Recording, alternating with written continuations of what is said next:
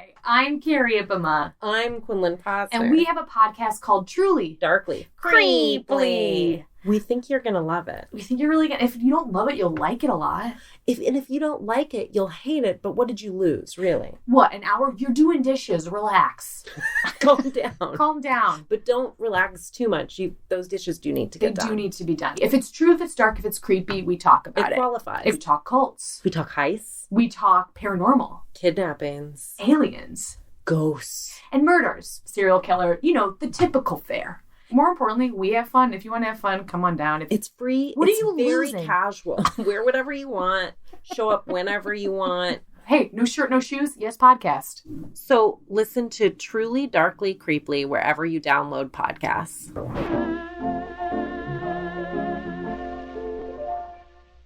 In Chicago, two comedian skeptics named Andy and Art were mysteriously abducted by the illusionary mastermind and conspiracy theorist known only as Mr. Bunker. The following serves as a record of Bunker's attempt to convince non-believers of the truth about conspiracies and paranormal activity. Andy and Art give an uninterrupted presentation and verdict on the plausibility of these offbeat topics, delivering what they call the whole enchilada. Will Mr. Bunker convince these two skeptics any of this is real? Will it convince you?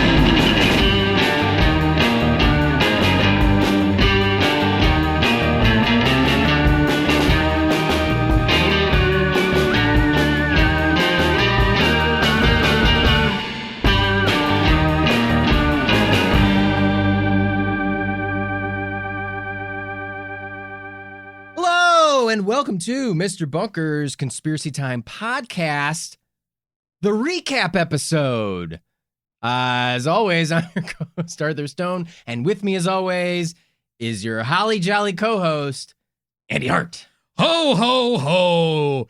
Merry Christmas, boys and girls of Bunkerland. It's me, Bunk Claus. Ye scurry down the chimney. I've lubed myself in oil and slipped down your chimneys. And you ate all my cookies. I ate all the cookies, and I didn't leave gifts. I left something better. Gold! Ooh, it never loses its value. You're a prospector. Yes! I wish it was Bitcoin. That never loses its value either. That's fake money. Andy, Merry Christmas. Merry Christmas, Art. This episode is being released on Christmas Day. Have a Merry Christmas, everybody. And if you don't celebrate Christmas, get lost. We here at Mr. Bunker's Conspiracy Time podcast don't condone any holidays that aren't Christmas. Just joking. Happy holidays, everybody. Happy holidays. Have you might not be happy listening Hanukkah. to this on Christmas. Right. This could be any time of year. Hanukkah is on like the Monday, then Christmas on Wednesday, Kwanzaa on the next day on Thursday. Yeah. But I believe Kwanzaa is also like a week-long thing. Mm-hmm. So yeah, there's not everything's a day, and there's other holidays, blah, blah. Everybody, you know what? Whatever you celebrate, we're glad you're with us. We hope that you're having a good day. That's right. And we're going to do a little special episode today, right, Andy? We are going to is it ever special? Oh, it's so special. So special. It's going to be like friggin' Radiohead up in here. You wish you were special, but you actually are. And we're creeps. I'm a creep. I'm a weirdo. Listeners, we're playing it fast and loose today. So just be prepared. We're going to recap all of the normal, very structured, very professional podcasting you're used to. Out the window today. We're having fun on out Christmas the window, Day. Baby.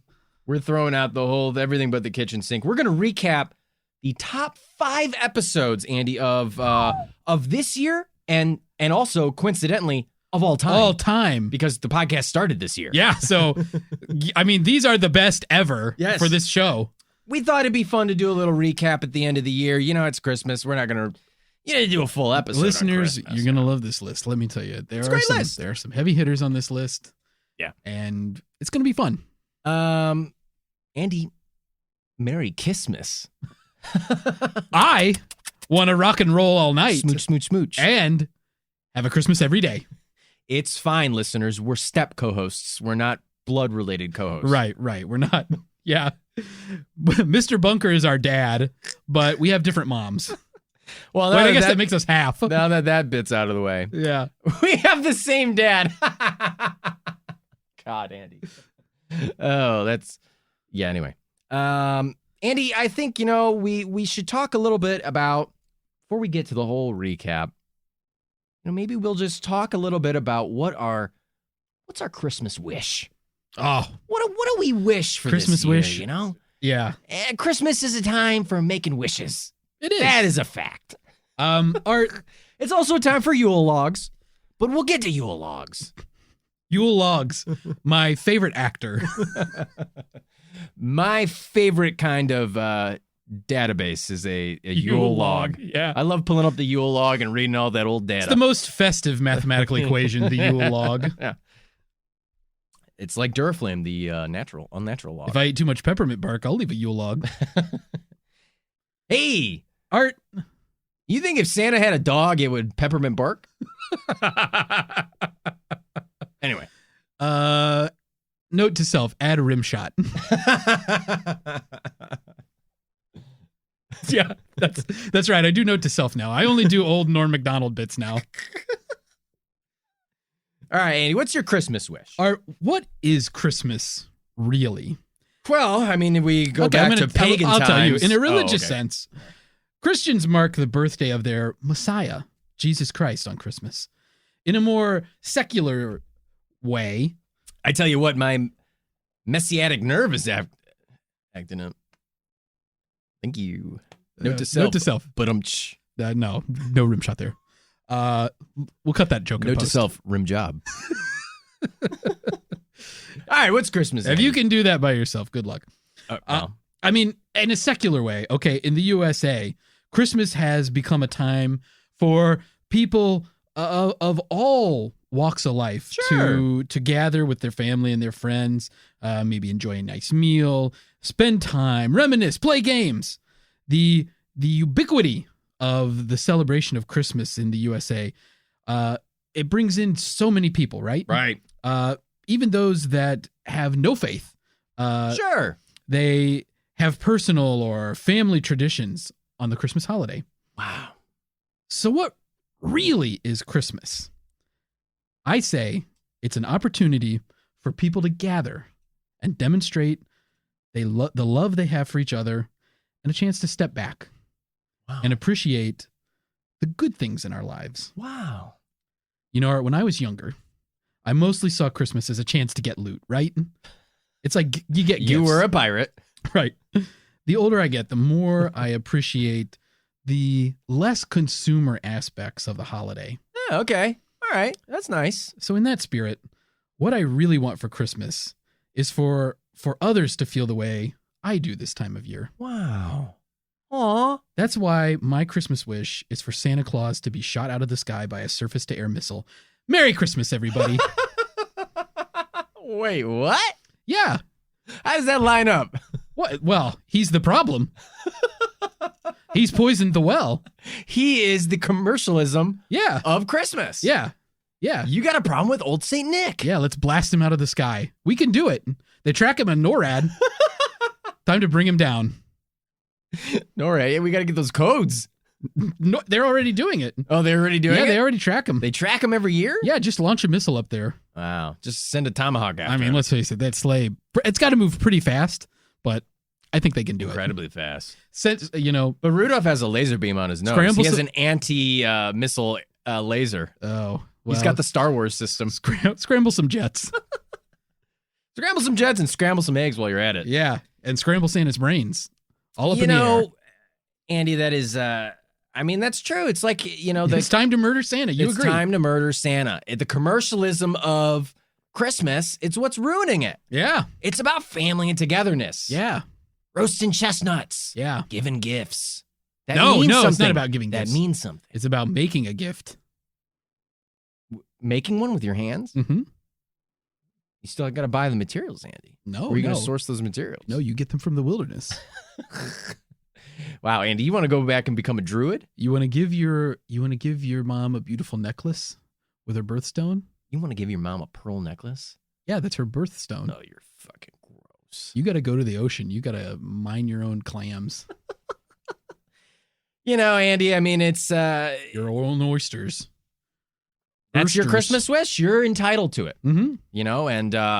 And I blew out my candles, but now I told you all, so it can't come true. oh, that's true. Yeah. Well, then,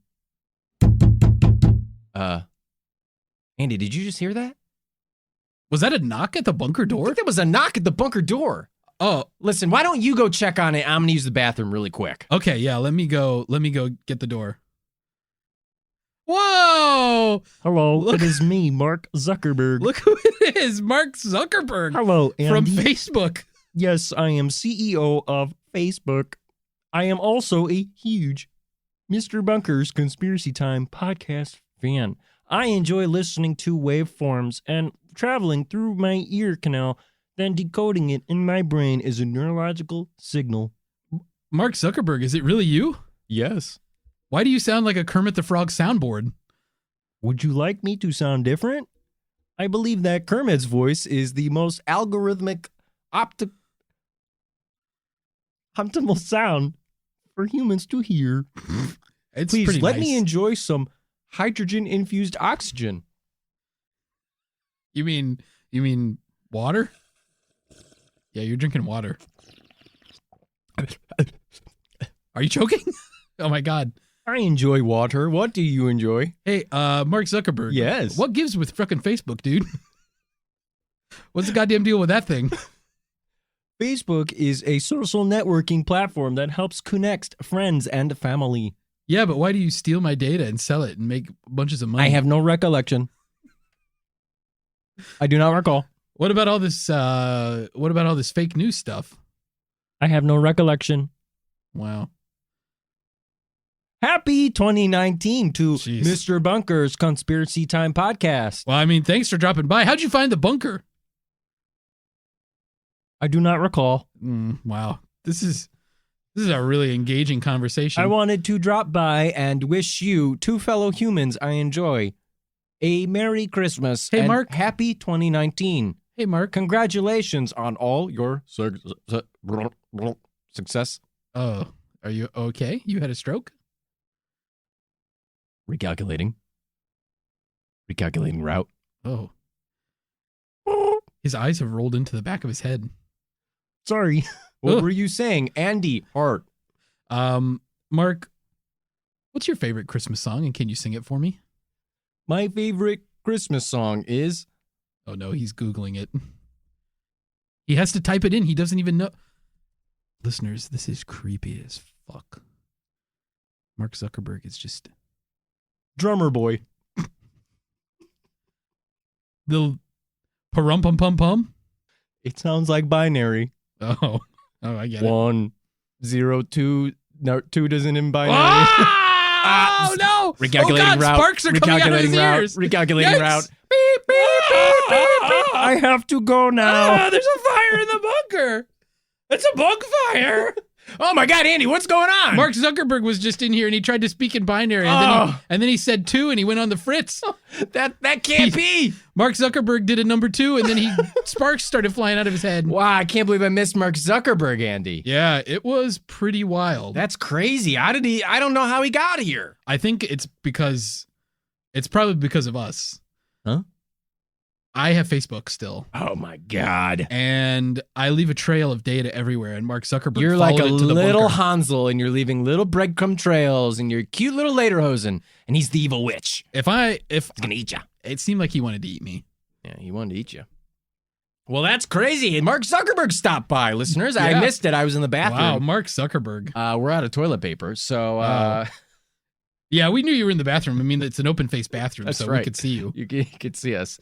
Wow. So, I mean, crazy. Christmas, who knows who could drop by? Yeah, It's Christmas Day. No one's doing anything. yeah. This is like a true TV holiday special where anybody could stop by. Yeah, who knows? I mean, so listeners, we're gonna do a little recap. And we're just gonna kind of look through our favorite episodes of the year. And who knows? Maybe someone else will drop by. We don't know. We can't see outside. There's no windows in the bunker. That's true. We don't know. At any time, if someone else wants to drop by, I mean, it could happen. Who knows? If there's All a I know knock is at the I'm door. along for this ride. Oh, okay. All right. Cool. I'm locked and ready to go. Did you just hear that, Andy? Was that another knock at the door? Yeah, it sounded a little bit like some feathers rustling. And suddenly I have the urge to go to the bathroom again. Oh, did you eat something I bad? think Did I you ate eat something some bad bad. clams? I had a bad mango. Oh, like Sitting a out really in the old sun. mango? Yeah. Well, we don't know if it's old, but Oh. I'm going to use the washroom. I'm going to be right back. You Okay. go get the door. All right, I'm going to go get the door. Whoa, look who it is. Hello, Andy. It's me, Barn Owl. Barn Owl. It's good to see you again. Man, it has been a little while. It's been a little while. I mean, not that long. You show up a lot at the bunker. I wouldn't say a lot. Well, I think maybe 2 to 3 episodes max out of your catalog of almost 40. I don't know. That's 10%. Whatever, dude. I say that now. Wow. I'm a lot more chill. I guess so, yeah. You seem a lot less uptight. Barn, what's been happening? I have a Christmas wish. I know what your Christmas wish is. You hope that you find the Flatwoods Monster I and you want to can marry find it. the Flatwoods Monster and make sweet, sweet love. Me and the Flatwoods Monster were meant to be. I will take the Flatwoods Monster and I will exchange a gift. And this Christmas, I will give it my heart. And the very next day, it will not throw it away. I don't know. It might. This Barn, year will be full of cheer as the Flatwoods Monster and I consummate our love in the rear. in the rear. Thank you. You've heard my single on Bandcamp? Yeah. I subscribe to your SoundCloud. I'm blowing up. I had a really popular tweet and then I subtweeted it with my SoundCloud link. What was your really popular tweet? It was probably about finding and marrying the Flatwoods Monster, wasn't it? Yeah. Barn. Andy, it's good to see you. I hope that this year you're also able to find your true love. You're married? I'm married Wow, that must be nice. for 13 years. Wow. I only wish someday me and the Flatwoods Monster could be married that long. You know what, Barn? Yeah? I hope that happens to you in the new year. Wow. Andy, thank you. If you find the Flatwoods Monster, I hope you'll invite me and Art to the wedding. If it's quick enough, I mean, I'm probably going to do a shotgun, courthouse wedding. I mean, I want to hitch that thing up as soon as possible. Oh, well, you could at least have like a party after, right? I could have a party, reception Yeah. at a banquet hall Yeah. or wherever else people have receptions. Yeah. You could have one in your home and order Domino's pizza. Like, I feel like you're not just throwing that out there as an example that's what you're going to do. Something somebody told me one day. I was in an Uber and someone told me that when they got married, I was on my way to a wedding. And when You were in an Uber? Yeah, I was in an Uber. I can't fly everywhere. Also, I'm part owl. Yeah, you have a lot of feathers stuck to your body. I'm part man, part owl. I'm a barn owl. Yeah, you are. This is all lore and canon. This is definitely canon. Doesn't matter if the voice sounds a little different. No, it's definitely you. I mean, but Yeah. you're more laid back now. It's Christmas. You took an Uber. Took an Uber. You said, "Yeah, dude." Yeah, dude. Whatever, dude. I'm not Steve-O. I don't say, yeah, dude. Oh, sorry. Or yeah, buddy. Whatever he says. Anyway, Andy, I don't need your shit. I'm still looking for the Flatwoods Monster. If you're out there, you sweet, sweet, beautiful creature. 10 feet tall. Claws made of metal. Terrible claws. And a delicious hoop skirt. And that beautiful vulva-shaped hooded head. They draw you so sexily. I can only imagine your beauty outseeds your drawings, Flatwoods Monster. One day I hope we meet. Anyway, Andy, happy Christmas. And please, if anyone has any information on the Flatwoods Monster, I would love to find her. We'll keep you posted, Barn. Thanks, I gotta go. Yeah. Smells like shit in here. I think Art went to the bathroom. Yeah, Art's been taking dumps constantly for like the last Probably ate a bad 10 mango. minutes. Yes. He's gotta stay away from that fruit. Yeah. I mean, his digestive tract is terrible. Anyway, hoot hoot, I'm out. Okay. Bye, Barn. See you, dude. Merry Christmas. Happy Christmas. Oh, Like the UK says. I like Merry Christmas. Goodbye. Bye, Barn. Oh, God. Well, jeez. you just missed Barn Oh, Owl. I missed Barn Owl? Yeah. I never get to be in the same room as that guy. I always miss out on him. Yeah, well, maybe you'll get lucky if he finds the Flatwoods Monster this year. He said he'd invite us both to his reception. Yeah. Which I feel fairly confident is going to be in his house and catered by Domino's. Oh, that's cool. I'm down for that. I'm down to clown. Well, Andy, we had some great special guests. I mean, some fun visitors came by. Yeah. Sadly, I missed them all, but Hopefully you'll find one. hopefully I'll find one that shows up sometime. But Wait, what? what's that? Is that a knock at the bunker door? Another knock at the bunker door? Oh my goodness! Should I go get it or No. Yeah, I guess you go. no get it. or yes? Yeah, I guess you go get it. I probably will have diarrhea now. Oh, you're gonna have diarrhea? Yeah. No, I didn't eat anything weird. I just have diarrhea Oh, periodically. okay. I'll go get the door. You go have diarrhea. Okay.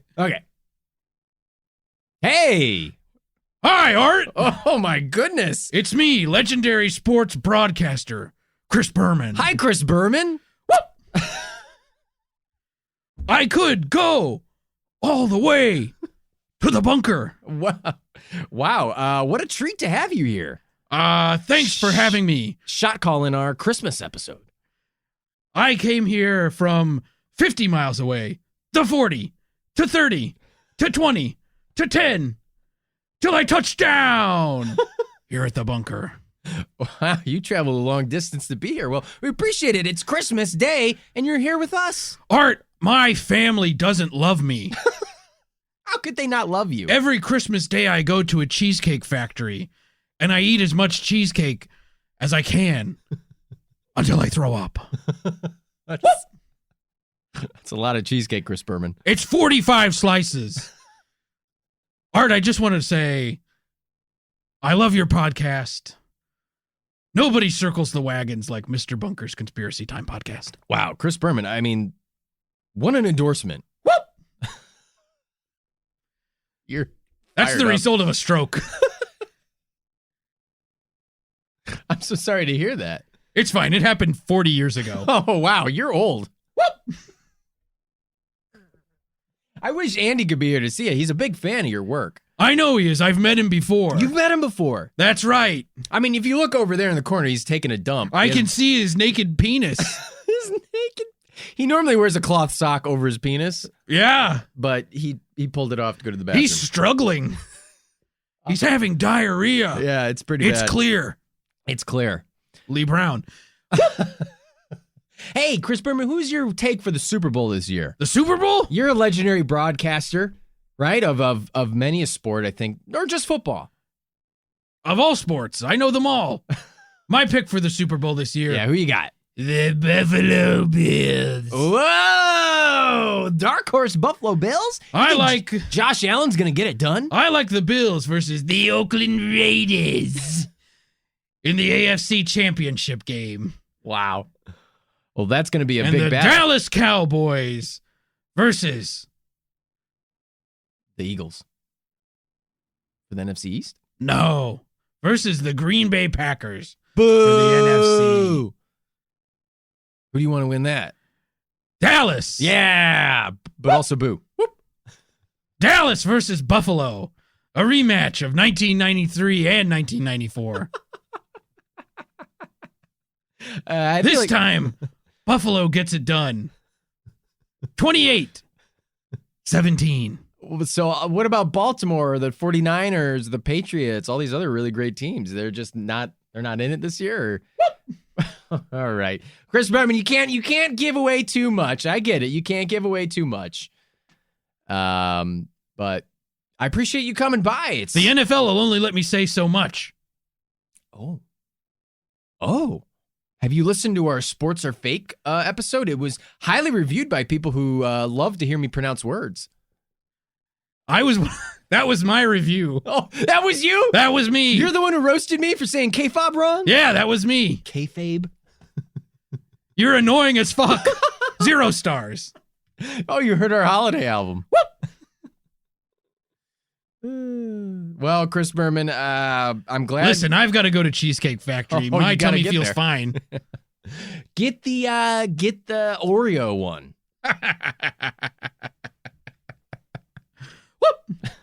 All right. Well, thanks for stopping by, Chris Berman. It was good to see you. It was good to see you too, Art.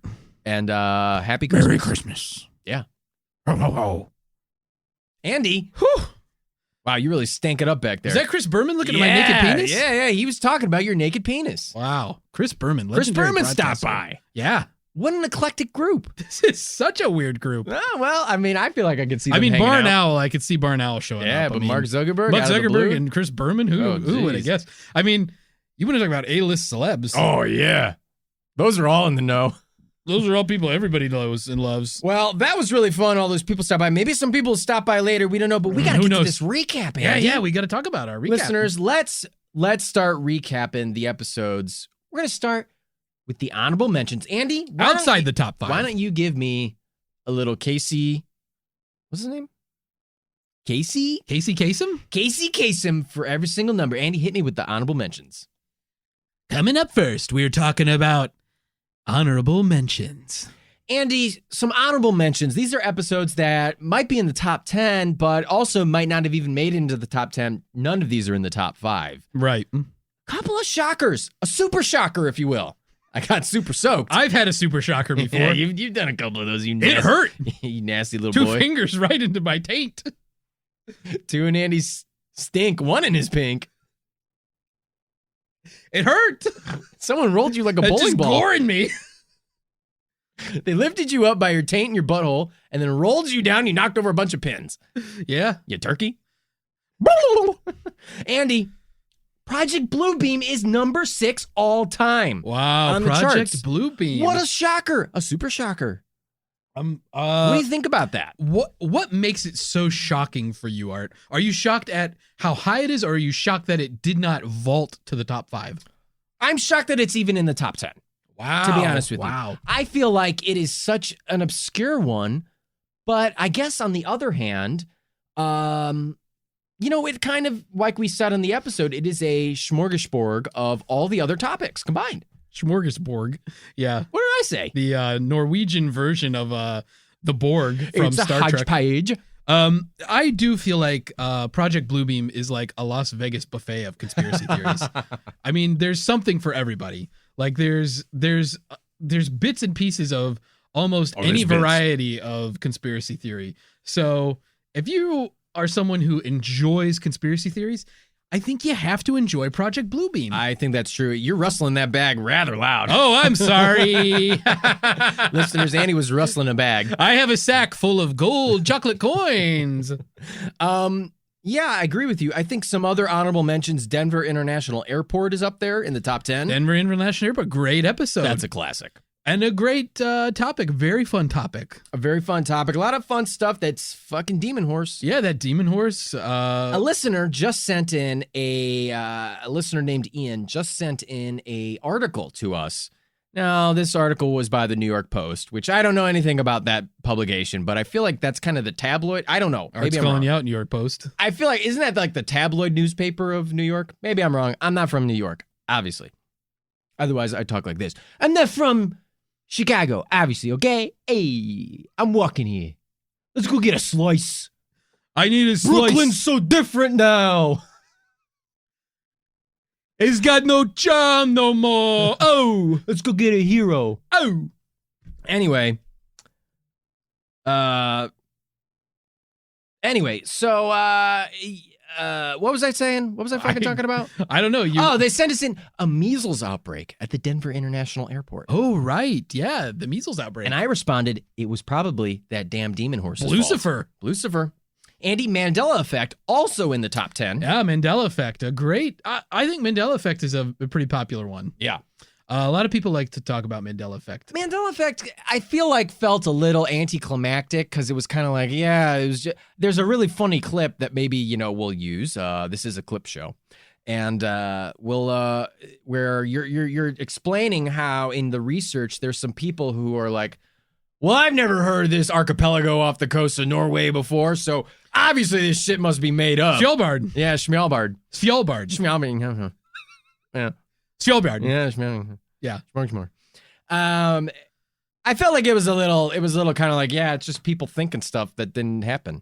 Yeah, I mean, honestly, if we learned anything during the research for Mandela effect. It's Yeah. that our memories are pretty unreliable at the end of the day.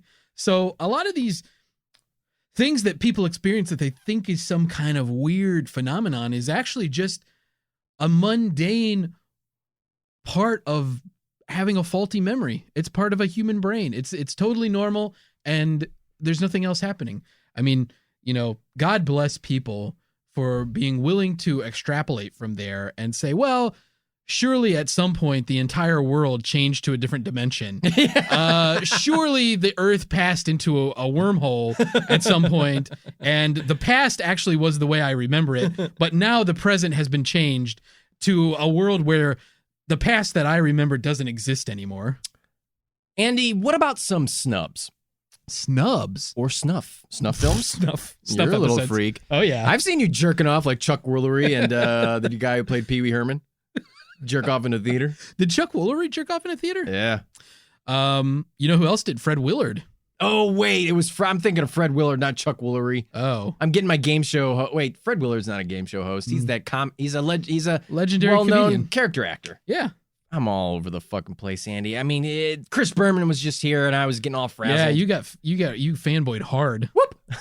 I'm such a huge Chris Berman fan. Yeah, you are. My two big snubs. Okay.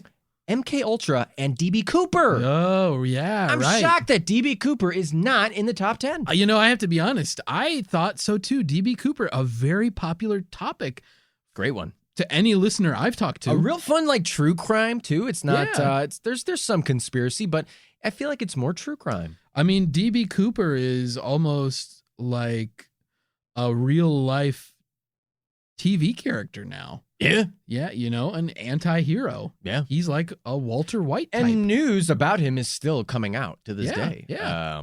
MK Ultra is almost in the top 10 if we look at the numbers, but got edged out by more music conspiracies. Maybe MK Ultra doesn't do as well because it's a fact. It's not a conspiracy. It's a fact. Well, but it's a conspiracy against the public. There's a lot of stuff, but in it's there. factual. Yes. It's also our first episode. That's we were true. still learning the ropes. We'll acknowledge that it's much different than things are now. But despite that, it's still a pretty terrifying topic and one that's very interesting. And maybe we'll revisit it one day. You have to account for this also. It was the first episode. Hmm. Maybe not everybody went back and listened all the way. Maybe That's they true. picked it up at some point. That's true. They're not a completist. And we appreciate you. Yeah, you don't have to finish the completion. No, we're not complaining. You don't have to. You don't have to finish. If you want to stop, if you're tired, that's okay. Yeah. Go get some. We'll get ours. Don't worry. Have a cigarette. Yeah. You rest. You need your sleep. Yeah. But that's a factor too. Yeah. I mean, maybe earlier episodes don't plot as high. It's still from up a there. dynamic. Yeah, Still it's up there, still still up popular. Let's get into the actual top 5 here, Andy. All right, counting them down. We're going to start with number 5. Number 5, Andy, coming in at number 5, the Kubrick moon landing. Wow, Kubrick helped fake the moon landing. Kubrick helped fake the moon landing? This is a really fun episode, Andy, I think. This was a topic that I was already well versed in before it was it was suggested to a listener anonymously. This listener wanted to remain anonymous and suggested the topic to us. I don't know if we mentioned that on the episode. I might have forgotten. But it was an anonymous submission? Yeah, it was an anonymous submission. Oh, okay. But it was a topic that we were bound to do because it's such a fun one. Well, you knew that Mr. Bunker was going to say so. Right. The film Room 237 I had seen in college shortly after watching The Shining for the first time. And I was fascinated with all the different interpretations of that film. And we talked about the plethora of them throughout the episode. In it, we also talk about like some revisionist history angles. Andy apologizes to sumo wrestlers, which, that is a necessary thing that he needs to do once a week. Periodically, yeah. Once again, I'll say I am sorry to sumo wrestlers. You're all better athletes than I'll ever be at any point in my life. They could maybe kill a wolf. We could not. Oh, yeah. Yeah, I would believe that a sumo wrestler could kill a wolf, but not me. Andy, you have something you want to bring up. You have some new evidence that you want to share with this topic, right? Yeah, that's true. So after we had the episode aired, I just happened to be thinking more about Danny's sweater. Yeah. The Apollo sweater, which is a key clue. Danny is the little boy in the film who has the shining powers, the son of Jack Nicholson's character. Right. And we didn't see this article in the research. Right. But I found this article from the New York Times, which is essentially kind of an interview with a guy named Leon Vitali, who is or was Stanley Kubrick's like assistant. Vitality.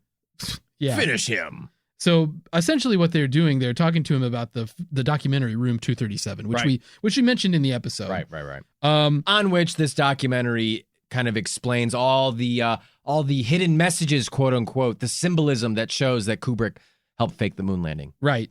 And so what Vitali's role, so Leon Vitali, he had a part in Barry Lyndon, and a film that Kubrick did much earlier. Right. And later. In 1975. So it was earlier. It was earlier. Okay. Yeah, he did it earlier. And Vitali then became Kubrick's assistant. So Vitali actually cast the role of Danny. That was one of his tasks. And let me see. This article basically says that for the sweater, which is, a key thing. Let me find it here.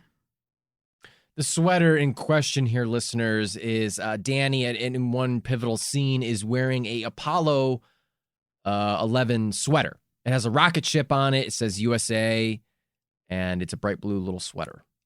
Yeah, and so, so a lot of people point to that being like, oh, hey, Kubrick's trying to tell us something. He faked the fucking moon landing. So that sweater was knitted by a friend of the costume designer. Kubrick, this is what Vitali says in the article. This is a quote.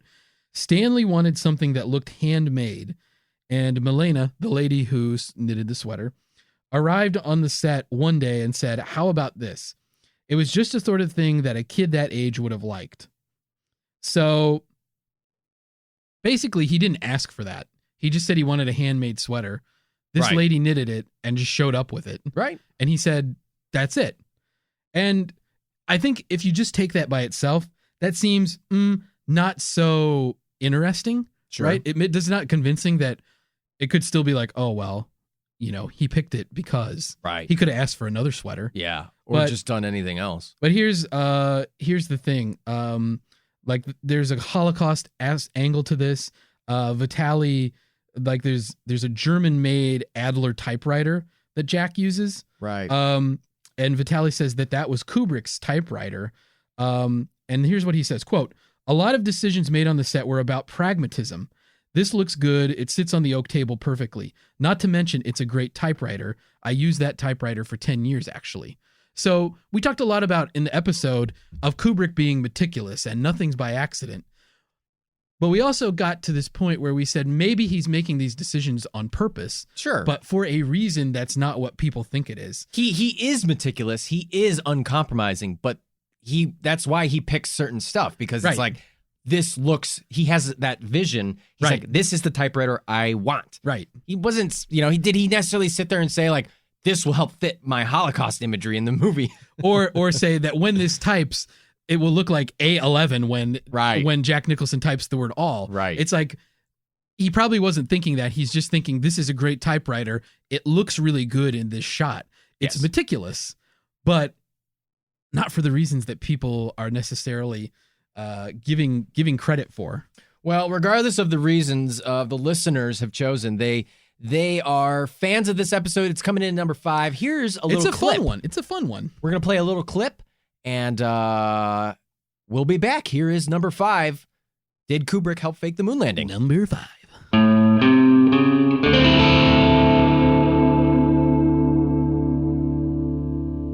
I mean, and at some point, what's one thing we know about Kubrick is that he's he's meticulous in the way that he sets up shots, and he has like a commitment to realism. So maybe it's entirely possible that, it's like, I mean, I don't know, the golden rays, like that Apollo emits golden rays and it's 3900 and it's, launch pad 39. Like, is it possible that he like buried something that deep in the film?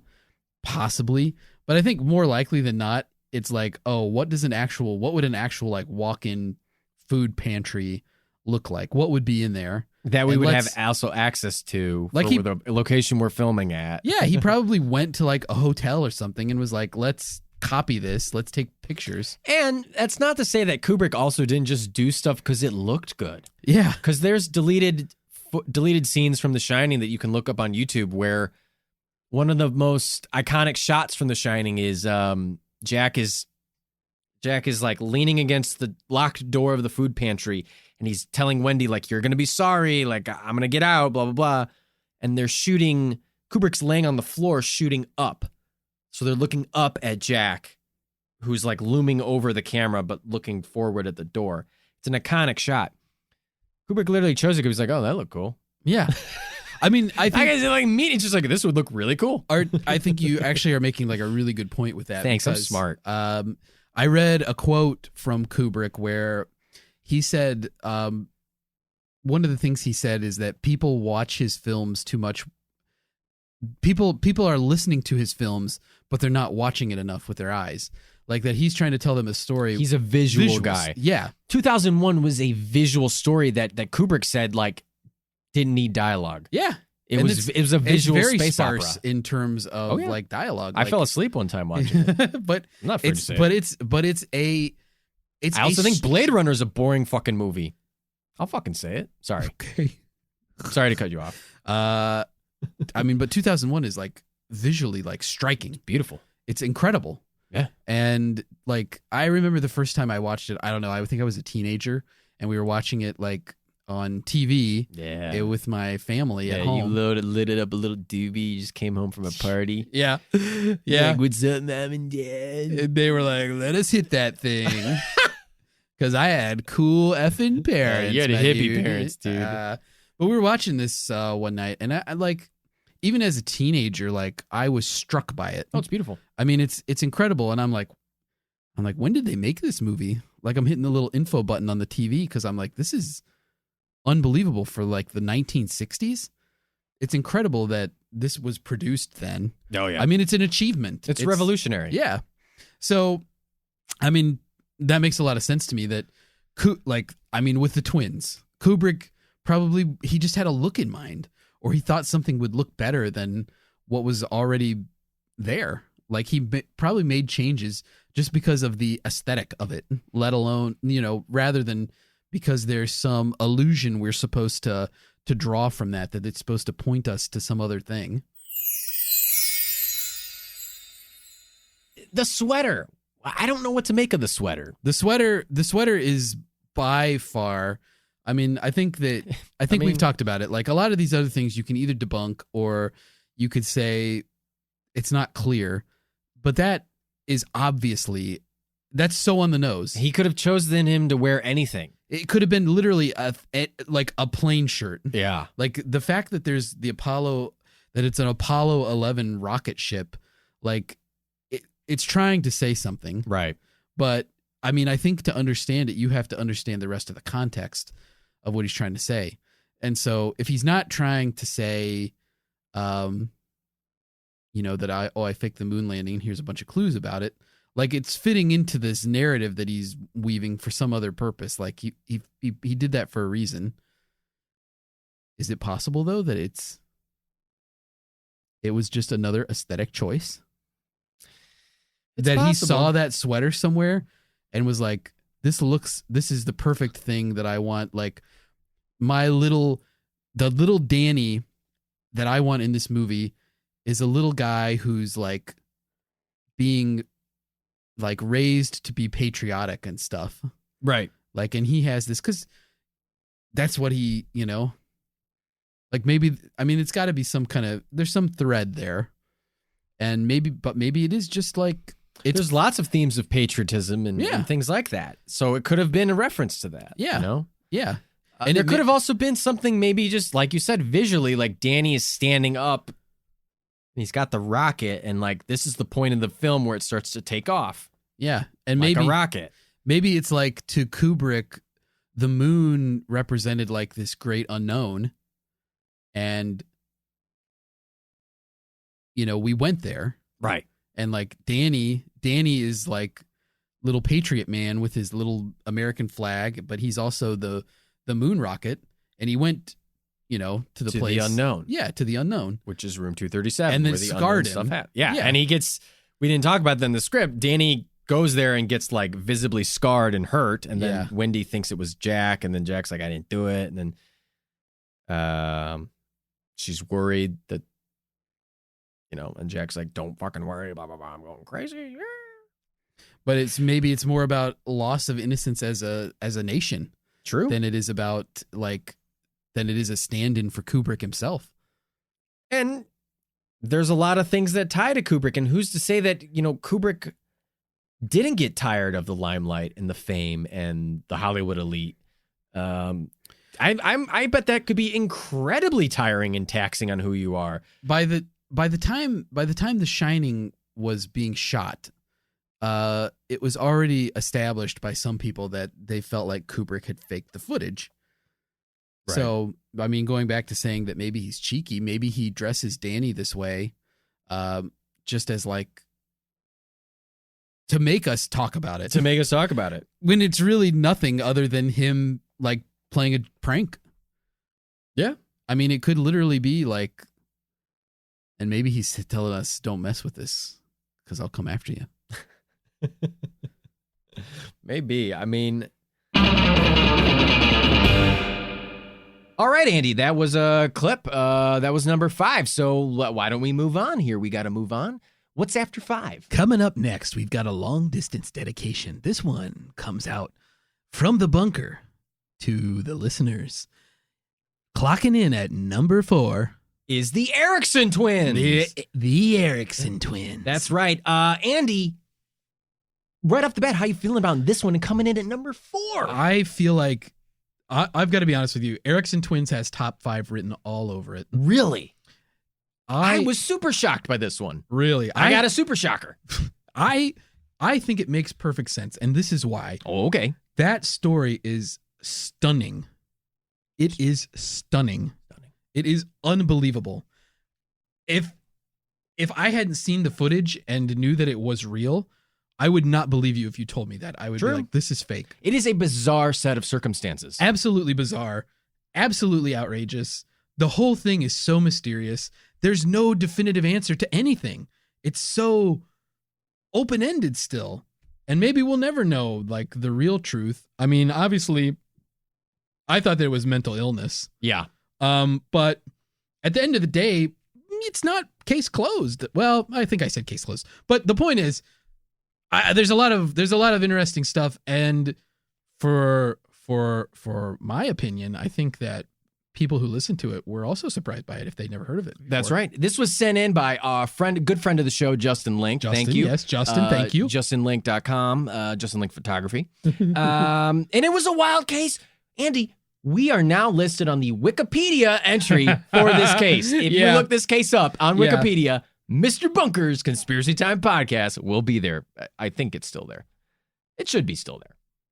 Yeah. Let's check it. Let's look it up right now. We'll look it up right now.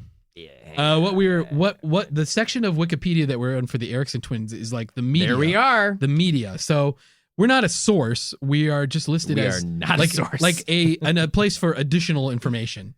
Like a place where this shows up in the media. Which is it's pretty cool. Andy, I think this episode marks a turning point for you. We joke about how previously you would give plausibles to fucking everything under the sun. Oh, yeah. We mentioned that you gave a plausible to Roanoke about fucking zombies. Yeah. But in this case, you were like, nah, this shit's case closed. Yeah, I think if this is not the time, this was about the time where I just decided to go for it. You know what? I have only one life to live, and I got to go hard on everything now. Go hard in the paint. And I think that I'm going to stick with case closed. Yeah. I mean, in retrospect, I'm not going to, I know I just said there's a lot of open-ended stuff, but I think it's case closed. I mean, I think at the end of the day, that's the thing that's convincing to me is mental illness. I still stick with some kind of I think I gave some kind of plausible. Yeah, you acted like me. Yeah. And I'm going to stick with that. So Okay. Anyway, listeners, here's a little clip from our number 4 to you, the Eriksson Twins.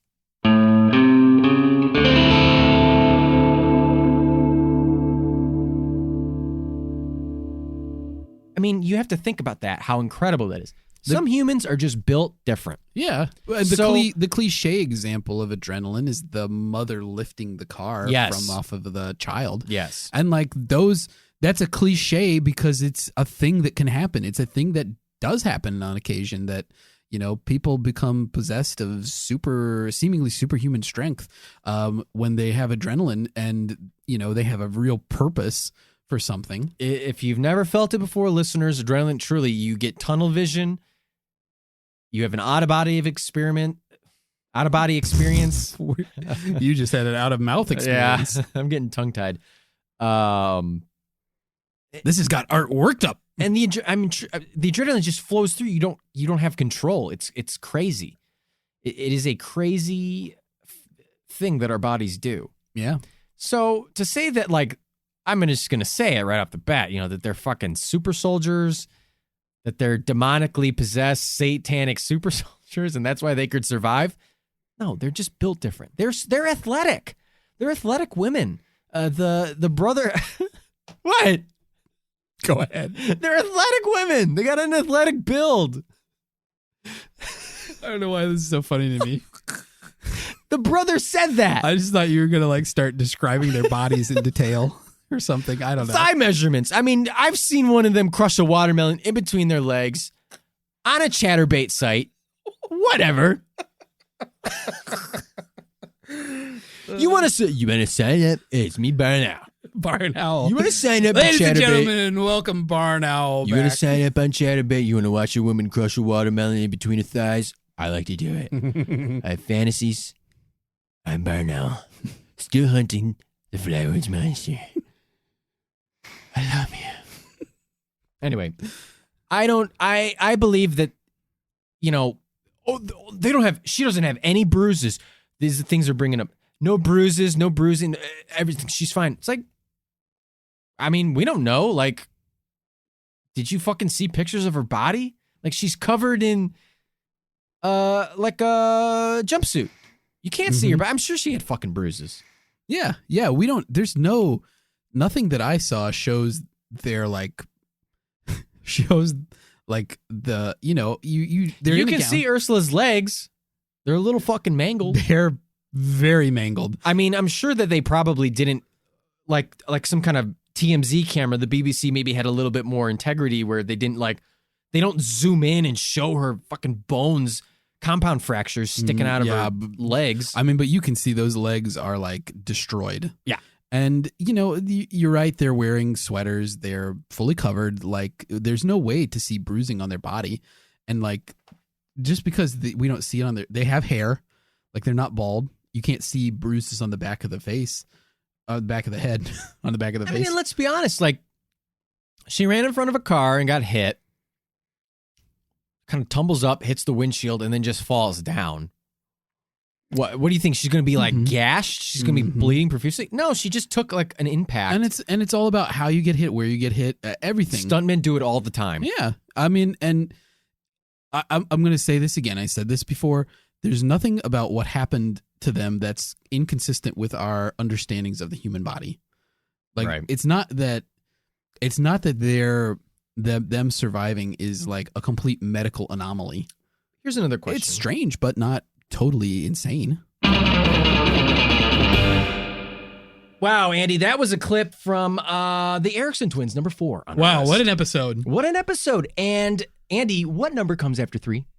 Coming up next, we've got what number? 4? Wait, what did I say? You said 3. Oh, fuck. Oh, boy, you gave it away. It's 3. It's 3. So much for my Casey Kasem thing. Number 3. Hitler escaped to Argentina. Ooh-wee. Andy, this is a great case. Yeah, this is a great case. I struggled with what to title this episode. I know personally you were very excited at the prospect that Hitler didn't die.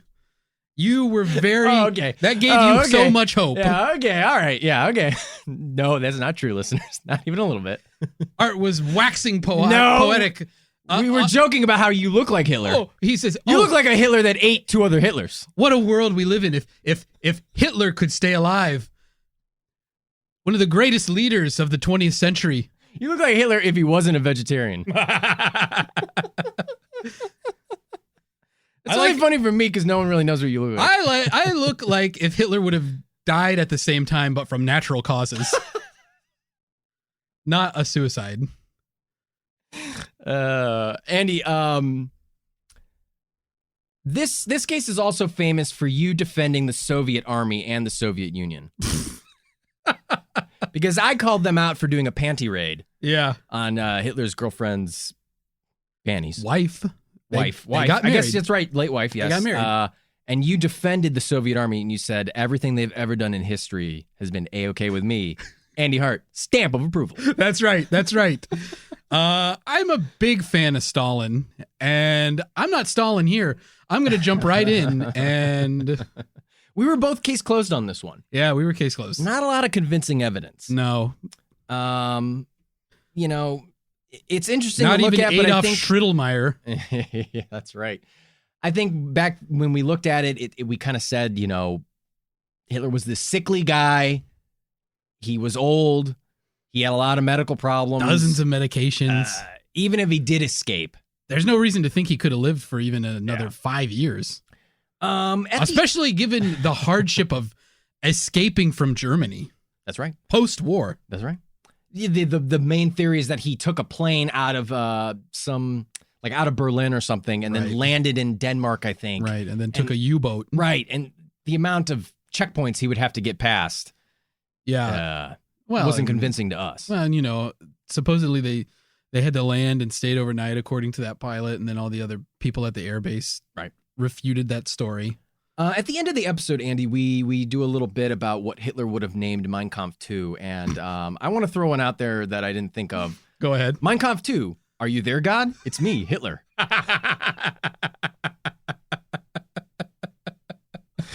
Anyway.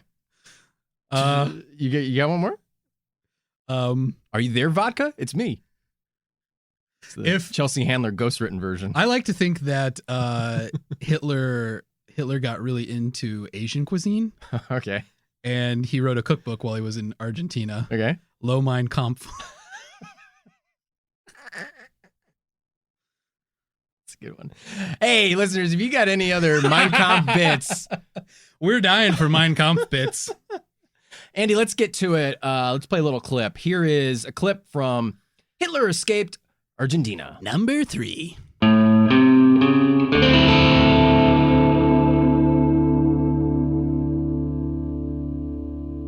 But if you, honestly, if you look at there are like tons of reports. Oh yeah, of Hitler being literally all over the world. Oh yeah. I mean, it's like him. He's dining in a cafe in Paris. He's shopping in London. He's walking the streets in New York City. He's at a restaurant in Virginia. Like he's literally all over the world.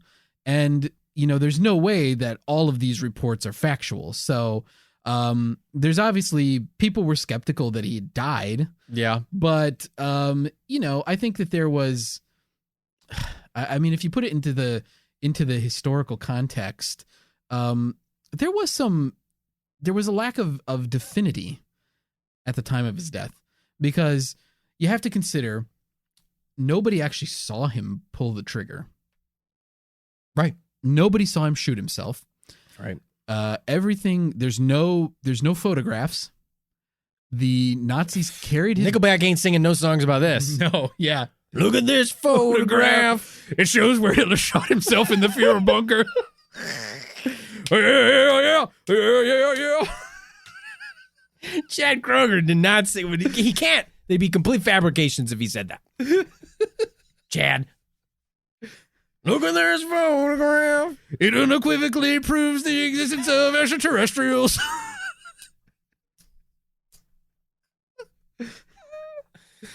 Oh boy. No, you're right. Look at this photograph. It's a clear, perfect image of the Loch Ness Monster with trees and rocks and stuff for scale.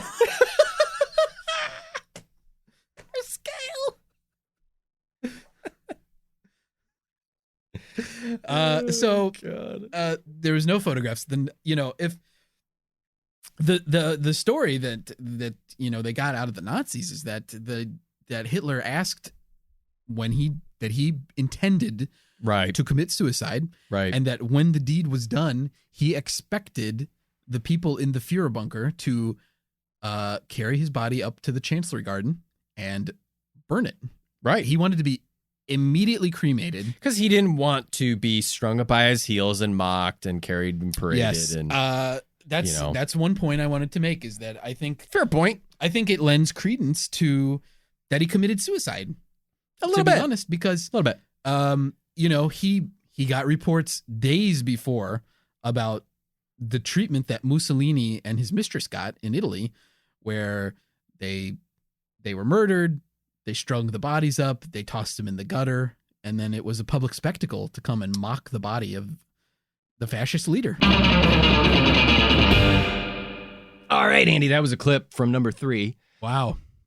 Let's go on to number 2. That's right, simulation what we've theory. been doing all day down here in the bunker. We've had lots of diarrhea in the open-faced toilet.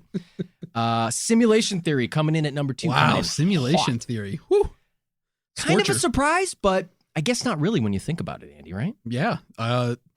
This is a wide topic. Huge topic. We Enormous. revisited it when you left to go do your prank YouTube channel. Right. When I was farting. Funked. Or you fart on people. Yeah. So much interesting science here, especially with the quantum mechanics, the delayed. So much stuff neither one of us understands, That's even true. a little. Famously had to have a 16-year-old in high school explain the double slit experiment to me, and it took a while. Yeah. Like an hour or two. Yeah. I still don't understand it, if I'm being honest. I understand a little bit more after I looked up a video on the delayed choice quantum erasure. Yeah. Fascinating stuff, but I think at the end of the day, a lot of people seem to say that we just don't understand the quantum world enough to get what's going on. We're sort of at a phase in human development where we understand a lot about what the universe does, but we don't understand why it does it that way. Right. Elon Musk talking about it, Neil deGrasse Tyson talking about it. A lot of these science talking head guys are talking about it. Yeah, surprising that they think that it's such a low percentage chance that this is the base reality. I mean, I think we were both pretty convinced on it. I think we both said highly plausible or plausible, if I'm not mistaken. I know that when I did my revisiting, I definitely said highly plausible. Yeah, that it could happen. It could happen. Yeah. But I don't think that means that we can run around and live carefree. We still have to, live within this world's rules. Yeah.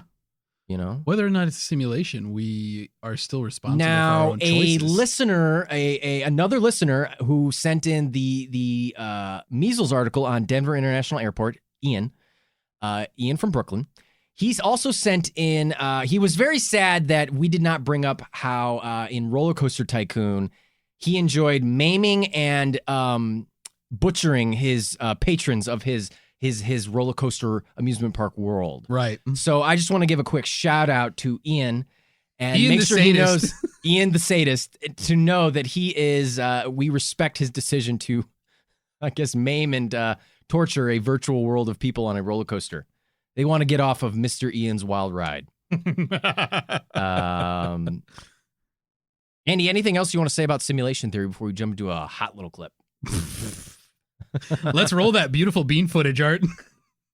Here's a clip from number 2, simulation theory.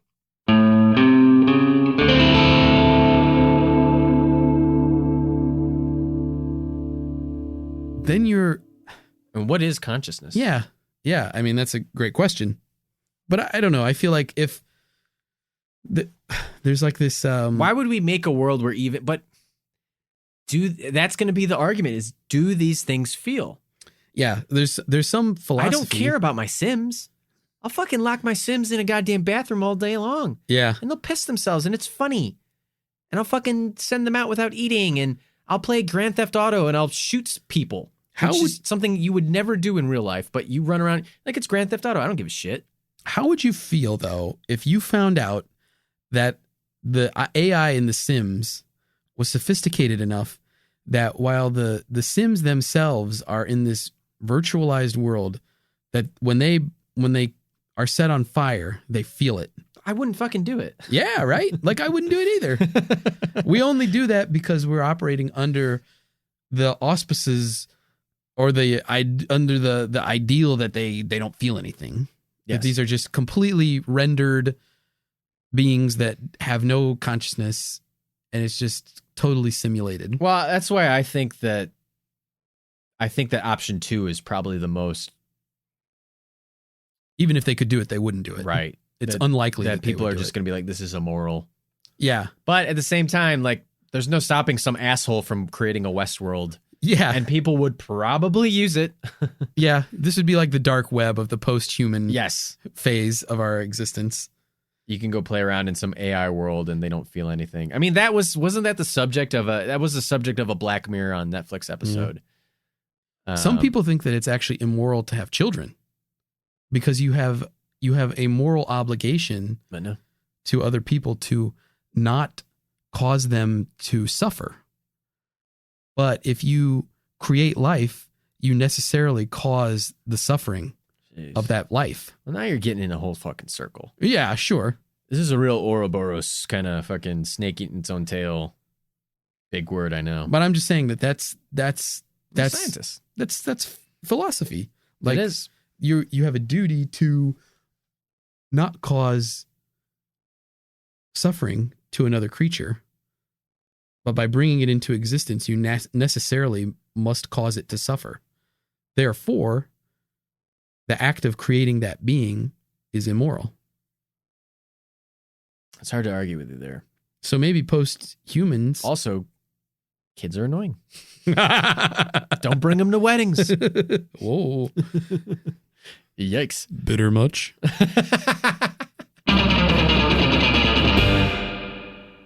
All right, Andy. We're here. We're at the tippy top. Here we are. Looks like we made it. Andy. Number 1. Clocking in at number 1 on the Mr. Bunker charts. What do you think number 1 is, Andy? There's only one thing it could be. Should we say it at the same time? Yes. JFK. That's right. The Kennedy assassinations. Just fucking kidding, listeners. No, it really is JFK. No, it's JFK. By a wide margin. JFK is number 1 and has been for a long, long time. It shot to number 1 almost immediately after it was released, and it's never let go of that stranglehold. It has been number 1 for a long time, and I think pretty self-explanatory. We talk about it It's on the episode. granddaddy of conspiracy theories. I think between it and moon landing, those are your big kahunas. Maybe throw in 9/11 in there. Yeah. But JFK has been a conspiracy for a long, long time that has been joked about. We talked about this. It's a trope. Famously, JFK was 9/11 before 9/11 was 9/11. JFK was 9/11 before 9/11 was a twinkle in Osama bin Laden's little eye and his penis. Yeah. Ting, I don't know what that means, but I don't know. You said it. Yeah, I did. Unfortunately, for everyone listening, I think throughout this entire episode, I think a lot of it really starts to convince you that something went down. But that ballistics evidence video, really, you got to check that one out. If you listened to the episode but you didn't watch that video and the research, you got to watch it. You got to. It's really convincing. And, I was really on the fence going into watching too. that video, and that video completely knocked me over. Yeah, and you tumbled and rolled. Over. You rolled down a hill. Yeah. And you collected I so rolled much down moss. a grassy knoll. And collided with a black Lincoln. I still killing all of the passengers. Well, you know what? We'll send a card. It'll be fine. We don't have to go to the service. No, we're not required. I'm not welcome. I mean, I don't have a dark suit. I'm not going to go to a fucking funeral with a dark suit on. I killed all those people. I'm not welcome. If you killed someone, would you go to the funeral? Why would you? I guess that'd be pretty awkward. Like what circumstances would people be like, thank you? Well, there's always those things. Like it would mean a lot to them to know you were here. Hey, the Pope forgive that one guy who tried to shoot him. Sure. He wasn't successful, though. You think if you shot and killed someone, you can't you think you can make them forgive you? after they're dead? You think you get, no, not the person who's dead, the family. You think you have that kind of charm? Do I have it? No. I don't know. I think you might. Does somebody? Me? Maybe. Definitely not. No. Very unlikable. Yeah. I think even if I greet people and immediately they're like, what's this guy's deal? people might not like you even if you saved their life. They might not be grateful. Thanks a lot, asshole. I was trying to get hit by that bus for insurance money. I didn't know. I want to end my life. Thanks for ruining it. Andy, I forgot what I was going to say. Thanks a lot. I became convinced by the magic bullet. I still think there's a little something there, though. I think you were a little bit, I don't remember exactly. I think you were more case closed, but I was still like, there's a little something going on here. Yeah, I was There's closer a to little case closed. something going on here with this something. Yeah. Little something. You know, maybe it wasn't, you know, maybe it was, I still stand by that, I think. That, you know, Oswald, was he the lone shooter? Probably. Was there somebody else? Maybe. So I don't know. Was he orchestrated by somebody? There's some loose ends that still won't let me go to case closed with this one. Yeah. And I think that what we talked about during the episode is there's a lot of incompetence. Oh, so much. That led to confusion. Yeah. And made it seem like there was more there than maybe there was. True. But now it's... And you have a nose for that, like a pig that can sniff truffles. Right. You can sniff out incompetence. Those are my truffles. Incompetence. Which you also can do. Right. You know how to root. Right. In the ground. Yeah. Well, I think we should play a clip. What do you think? Yeah, I think let's listen to it. Let's play a little clip. This is from our number one of 2019 and for only 2019 of all time. Topping the all-time charts. This is JFK. Assassination. The assassination.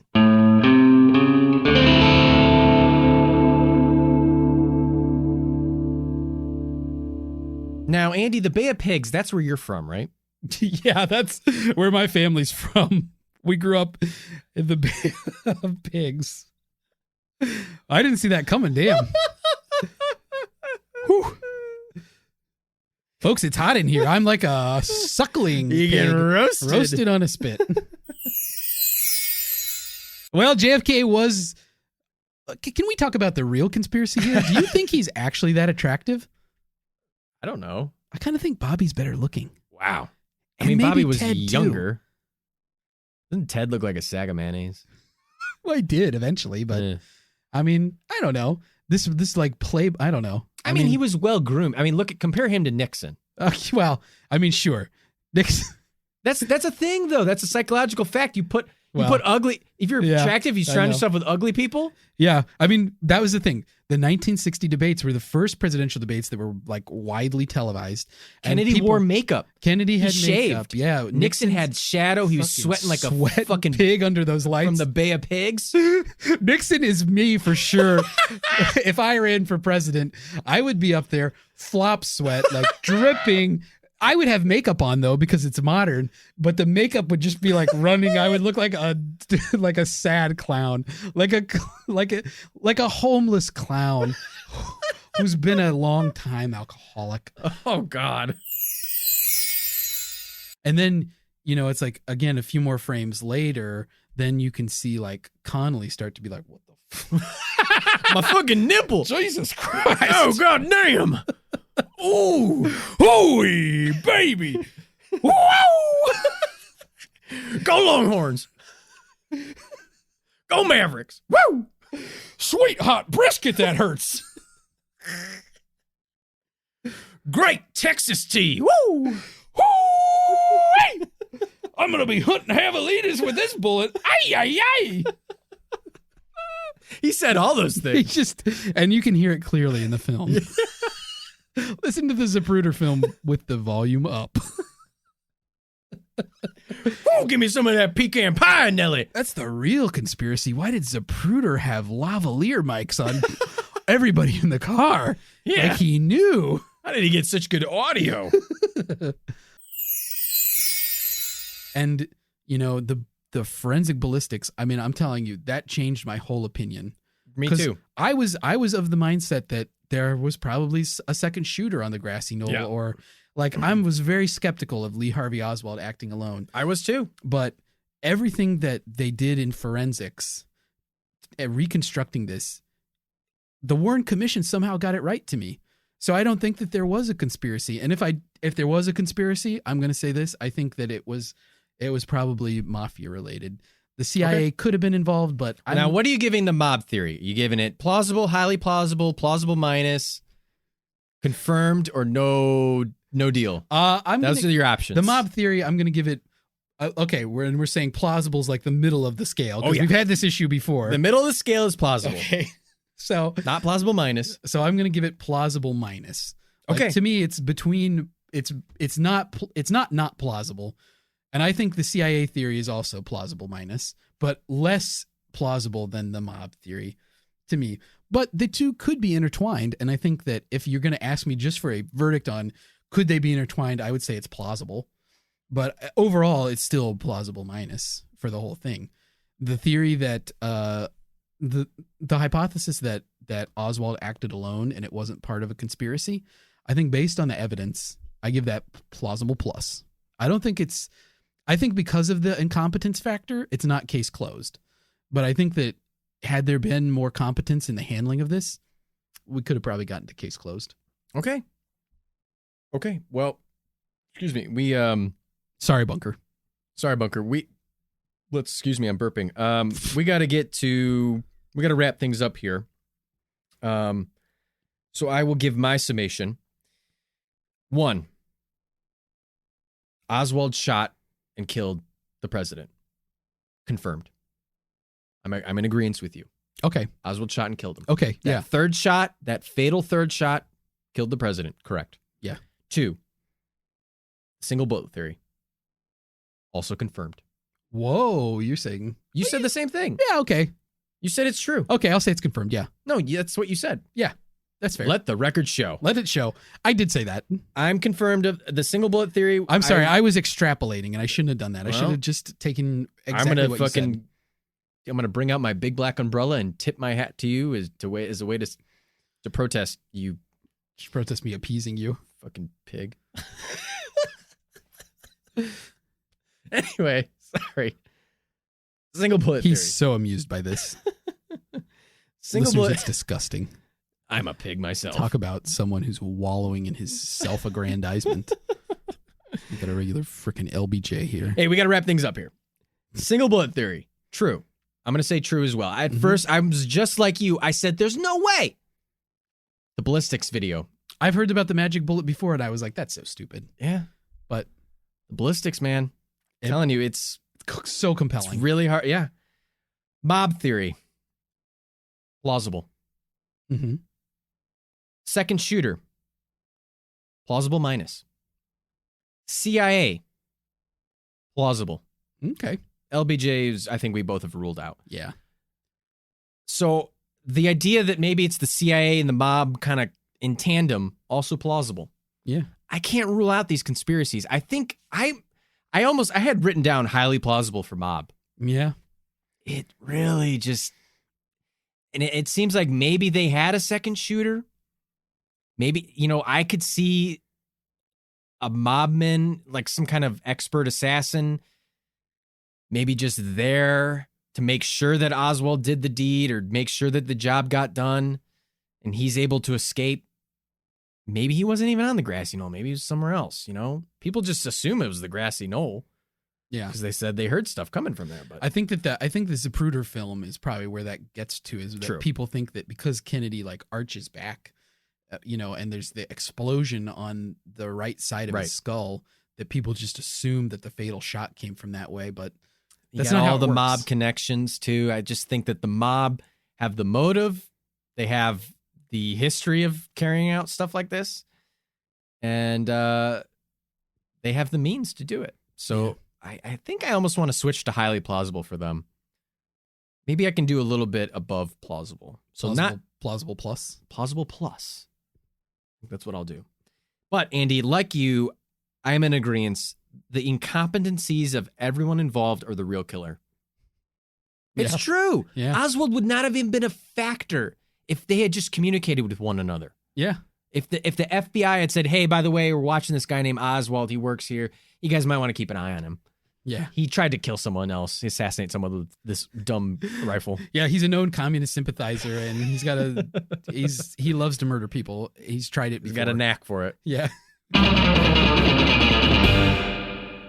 Well, Andy, that's our countdown. Scooby-Dooby-Doo, where are you? Do you know Casey Kasem was the voice on that show? Was he? Yeah, he was Shaggy. Scooby? Shaggy. Zoink, Scoob. That's Casey Kasem. Oh, Scoob. Oh, you got a finger in your butt. You ever seen that video? Yeah, you showed it to me. I love that video. Ruh-roh.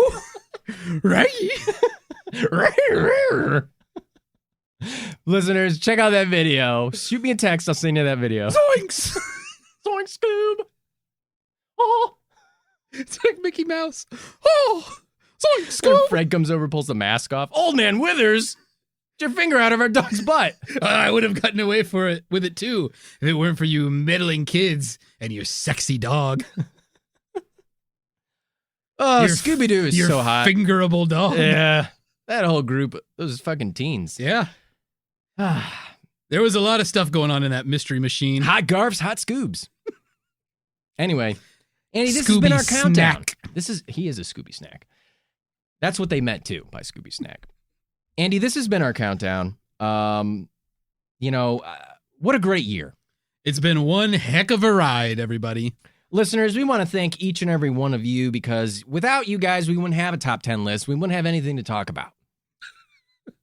We can still talk about conspiracies. The listeners Oh, didn't I have guess we anything can to do do that. with their conspiracies. Well, anyway, I'm just trying to say thank you to the listeners, Andy. They're really the true gift and the true Yes. meaning for the season. If we could unwrap each and every one of you under our tree, we would do it. I would love it. I want nothing more. I will leave out cookies and milk for every single one of our listeners. Slide down Art's chimney. Okay. Nibble his cookies, drink his milk. All right. Okay. You trying to be my wingman? Leave your I'm taken. Leave your presents under his tree. Andy, is there anything else you want to say about our little countdown before we get out of here? And go Listeners- celebrate Christmas with Chris Berman, Mark Zuckerberg, and Barn Owl, our 3 guests. They're still here in the bunker. They didn't leave? They didn't leave. They lied. They're just sitting in the corner? Yeah, you can see your back's turned to them. Oh, to be a fly on the wall of that Yeah. conversation. Yeah, boy. Well, you're going to get a chance Yeah. coming up. We're going to go out for cheesecake with Chris Berman. Yeah, he's driving us all to the Cheesecake Factory. That's right. He's buying. Anything else you want to say, Andy? Listeners, thank you. Here's to a delightful 2020. That's right. And so for the titular Mr. Bunker, I'm Arthur Stone saying, and for my, how the fuck do I end the show? You look up a word of the day on No, the, I don't. It comes from the top of my head. Oh, okay, yeah.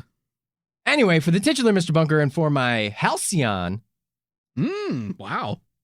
co-host, Andy Hart, I'm Arthur Stone saying, that was the whole enchilada.